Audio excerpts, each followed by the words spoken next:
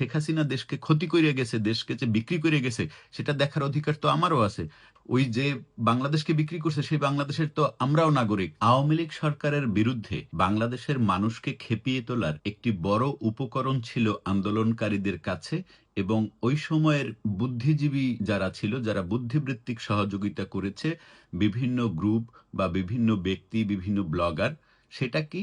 সেটা হচ্ছে ভারতের সাথে বাংলাদেশের অসংখ্য ক্ষতিকর চুক্তি হয়েছে, যাতে আসলে বাংলাদেশকে এক প্রকার বিক্রি করে দেওয়া হয়েছে। এই জিনিসটা আসলে আমরা কিন্তু সবাই বিশ্বাস করেছি, এবং আমরা মনে করেছি শেখ হাসিনা হচ্ছে গিয়ে এমন একটা ব্যক্তি যে আসলে বাংলাদেশকে সর্বান্তকরণে ভারতের কাছে বিক্রি করে দিয়েছে, এবং সেগুলো বিভিন্ন ধরনের চুক্তি, যেমন বিদ্যুৎ নিয়ে চুক্তি, পানি নিয়ে চুক্তি, অমুক ব্যবসা নিয়ে চুক্তি, তমুক ব্যবসা নিয়ে চুক্তি, অমুক বন্দর, তমুক বন্দর, এগুলো পুরোটাই হচ্ছে গিয়ে শেখ হাসিনা ভারতের কাছে বিক্রি করে দিছে, এবং বাংলাদেশ এখন আসলে বাংলাদেশ নাই, এটা আসলে ভারতের একটা জিনিস হয়ে গেছে। ভারতের অঙ্গরাজ্য বলে তারা ঘোষণা দিবে অল্প কয়েকদিন পরেই। এরকম ঘটনা কিন্তু আমাদের বুদ্ধিজীবী সেই আনু মোহাম্মদ স্যার থেকে শুরু করে যারা যারা আছে, এই যে জোনায়েদ সাকি বলেন, বা ওই যে আন্দালিব রহমান পার্থ, অনেকে, মানে প্রত্যেকে, এই যে ববি হাজ্জাজ, এমন কোন টিভিস্ট ছিল না যারা এই কথাটি বলে নাই যে ভারতের কাছে বাংলাদেশকে পুরোপুরি বিক্রি করে দেওয়া শেষ, এবং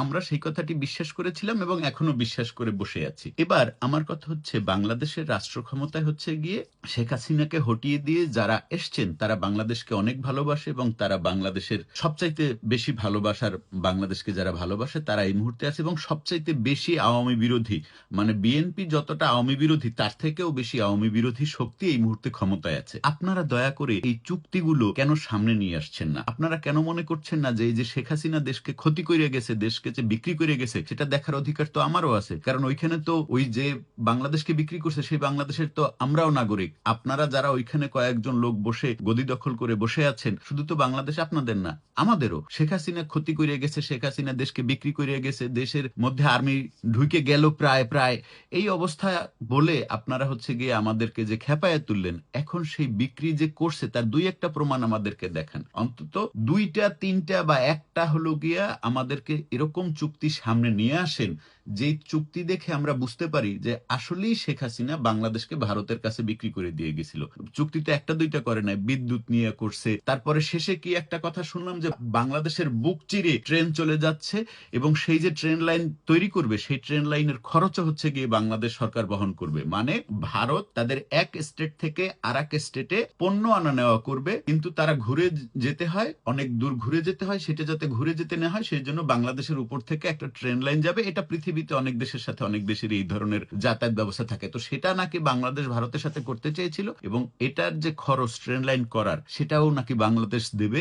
এরকম চুক্তি নাকি ভারতের সাথে হয়েছিল। আদানির চুক্তি, পাদানির চুক্তি, অমুক চুক্তি, বহুত রকমের চুক্তির কথা আমাদের সামনে বলা হয়েছে। কেউ বলেছে অস্ট্রেলিয়ায় বসে, কেউ বলেছে প্যারিসে বসে, কেউ বলেছে আমেরিকায় বসে। এবারে সেই চুক্তিগুলো কেন সামনে নিয়ে আসেন না? ইন্ডিয়ার কাছে শেখ হাসিনা বাংলাদেশকে কিভাবে বিক্রি করে দিছে, কতখানি বিক্রি করছে, বাংলাদেশের আর কতটুকু আছে, আর কতটুকুই বা ভারত নিয়ে নিছে, এইটুকু তো আমাদের ভাই জানার অধিকার আছে। আপনারা কি সেটা মনে করেন না? যদি সেটা মনে করেন, সেই যে মানে 47 লাখ লোক কাজ করে, মানে 24 লাখ লোক না, 47 লাখ লোক ভারতের বাংলাদেশে কাজ করে, এবং তারা সেনা, নৌ, বিমান, পুলিশ সব জায়গায় আছে, সরকারি বেসরকারি। সেই লোকগুলো তো আসিফ নজরুল দেখাতে পারলেন না। আশা করছি উনি গুছিয়ে টুছিয়ে উঠে একটা সময় আমাদের সামনে সেই লোকগুলোর তালিকা হাজির করবেন, কিন্তু সেগুলো না হয় আপাতত রেখেই দিলাম। আপাতত আমাদেরকে এটা দেখান যে শেখ হাসিনা ভারতের সাথে বাংলাদেশের জন্য ক্ষতিকর যে চুক্তিগুলো করেছিল, সেই চুক্তি কয়েকটা সামনে আনেন, দেখান কি কি চুক্তি করেছিল, সেই চুক্তিতে ভারত কিভাবে লাভবান হয়েছিল,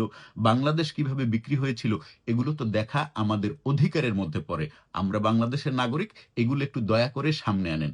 শেখ হাসিনা কিভাবে বাংলাদেশকে ভারতের কাছে বিক্রি করেছিল, তার অন্তত দুই তিনটা নমুনা একটু আমাদের সামনে দয়া করে হাজির করেন। যদি হাজির না করেন, তাহলে বুঝবো আপনারা আসলে গাদ্দার।